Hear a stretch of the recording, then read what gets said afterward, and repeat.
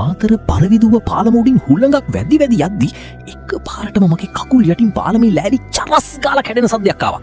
ගිනි කන්දක් පුපුරනවා වගේ සද්දයක් එක්ක පාලමේ වම් පැත්තම ඇල්ලවෙලා කඩාගෙන ගියා. මම හිතුවා අම්මපා මරුනේ. උදේ කම්පැනි මාව අස් කළා. දැන් පාලමත් කඩාගෙන වැටෙනවා. ගහින් වැටුණු මිනිහෙට ගොනා එන්න වගේ කියන්නේ මේකට තමයි. අනිත් අය අමාරුවෙන් එල්ලිලා බීරුණත් මම ආරක්ෂක වැටෙනුත් විසි වෙලා අඩි 30ක් පල්ලෙහා තියෙන වැල්ලට වැටුණා. බිමට වැටිද්දි මම දෙයියන්ට කන්න ලව් කළේ වැල්ල මෘදු වෙන්න අතපය නොකැඩී බේරෙන්න කියලා. ඇස් සැරලා බලද්දි මං හිතුවේ මං ඉවරයි කියලා. ඒත් මගේ ඉස්සරහා හිටිය අවුරුදු 3කට කලින් නැති වුණු මගේ තාත්තා. මං තාමත් ජීවතුන් අතර. රස්සාව නැති වුණු ස්ට්‍රෙස් එකට මට තාත්තව පේනවා ඇති. මොකද එයාම ගොඩ දාපු ඉංජිනේරු කම්පැනියෙන් තමයි මට අද ගෙදර යන්න කිව්වේ. එකපාරටම ආයෙත් පාලම කඩාගෙන යන සද්දය ආවා. උඩ මිනිස්සු කෑ ගහනවා. තාත්තා අත දික් කරලා පෙන්නුවේ කැඩෙන්න යන ප්‍රධාන කණුවක්. ඊට පස්සේ එයා පෙන්නුවේ වෙරළේ තිබුණු දර කොට ටිකක්.